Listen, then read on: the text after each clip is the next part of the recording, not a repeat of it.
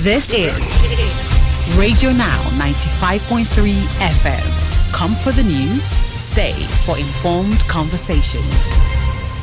And moving from technological conversations, we go to Nigeria and traditional conversations where the Oyomesi are taking legal action against Seyi Makinde, the Oyo State Governor, over claims of harassment in the use of the Oyo State Anti-Corruption Agency and threats of arrests made against them. There have been rumblings of discontent among the kingmakers after Governor Makinde selected a different candidate than the one the Oyomesi recommended as Alaafin of Oyo in the most recent coronation that saw Oba Abimbola Owade I emerge as the Alaafin of Oyo. Joining the conversation this morning is Isiaka Gbadamosi Adigun, an indigene of Oyo State. Good morning, sir, and thank you for joining us on the conversation. Good morning, Stephen. Thank you for having me. Now, last time out that we spoke, I remember you saying that you feared that there would actually be legal challenges to the emergence of the new Alaafin of Oyo. It appears that your comments have come through. I wonder if you can speak to us about the legal challenges so far and where you see this going, especially as it's directed at the Oyo State Governor. Okay, thank you very much. There isn't any way that we wouldn't have what is happening right now, because the governor wants to have his way, and having the state anti-graft agency going after the Oyomesi is a way of cowing them into submission. And one of the things the governor said during the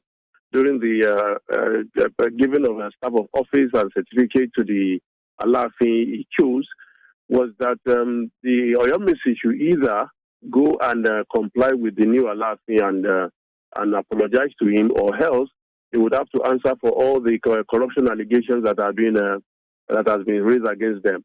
And I think this points us to the fact that the governor is using state powers and all of that to cow the Oyomesi to follow in the tracks of what he wants, which for me I think is most unfortunate. And the Oyomesi are fighting back and going to the courts and challenging the threats to and harassment that has been happening so far. And I think that would just create a lingering legal issues all over the place for the new incoming Alaafin. And I hope he is going to have a good reign, as it were. How do you see this back and forth and the eventual outcome of the legal process? How do you see it impacting the image of the Oyomesi especially in Oyo, really, but Yoruba land across the board? The Oyomesi are kingmakers. They are the council of. They are more like the council to the Alaafin, and what they do, they have so many other functions besides identifying the next Alaafin if and when an Alaafin passes on. So there are a lot of things they do. And one of the things that we have seen with all of this crisis is that it has really only shown Oyomesi as regards appointing the next Alaafin. The Bashoro, for example, is the prime minister, if you want to put it that way, and he has a lot of functions. You have the Samu, you have the Alaafin, and all of them. So the problem is that there is no way an Alaafin can function without the Oyomesi. And as it is today, the Oyomesi, in terms of the number of the more that are of them that are alive right now, are not in favor of this Alaafin that has been crowned by the governor. So that will continuously create problem and gaps in the whole process. And we have not seen the end of the legal issue in sight.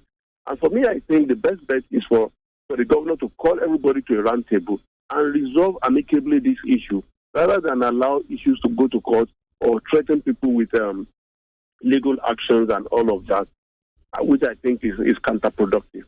So, Mr. Adegun, if I may, I hear you, and as expected, it's not a surprise the sort of hurdles that this disagreement could cause for the legitimacy of the Alaafin, but also with the office of the governor as well. But on the other side, you can't ignore that the Oyomesi, members of the Oyomesi, have been accused of essentially taking a bribe or taking money to back a different candidate. So again, I'm coming back to what this does in terms of the credibility of the Oyomesi and whether or not anyone is questioning the initial decision they made, whether it was something based on, I don't know if merit is really the word.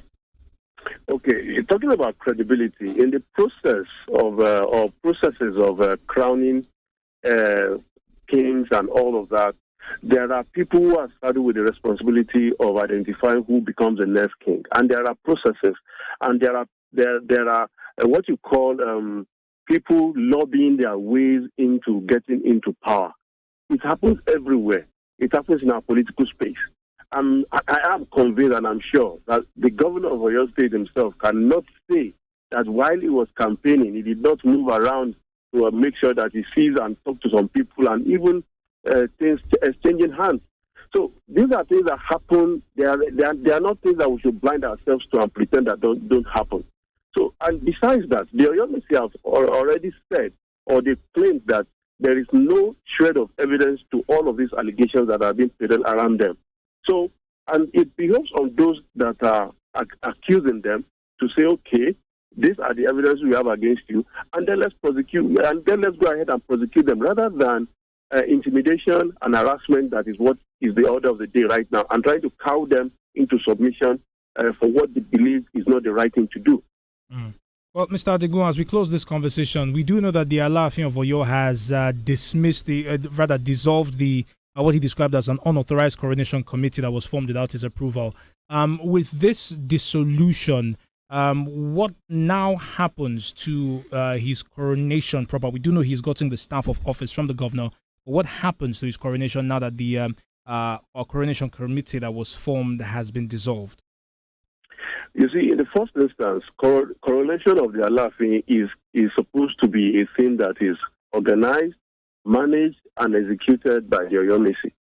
Because until the Alaafin is properly crowned and maybe goes through all the rites that are supposed to be performed, about 90 days in seclusion and all of that, it is not an Alaafin. As it is today, the Alaafin designate is not yet an Alaafin until it goes through all of this rights. So in saying it dissolves this or dissolves that, it doesn't have the powers to do any of those things it's said to have done, because he has not assumed those powers, as it were. So these are the problems that is created by, or are created by, the interference of politicians in our traditional institutions. You need to allow a seamless flow of these traditional institutions so they can function properly the way they ought to. But the very instant you have political interference and politicizing the whole process and demanding that the candidate that you want must be the one, then you are going to have all of this crisis and having people institutions turned on their heads, which is, for me, most unfortunate. Well, Mr. Adigun, thank you very much for your time on this conversation. Isiaka Gbadamosi Adigun is an indigene of Oyo State, and he joined us this morning on Now Breakfast to speak on the latest controversies regarding the coronation of the Alaafin of Oyo. This is Radio Now 95.3 FM. Come for the news, stay for informed conversations.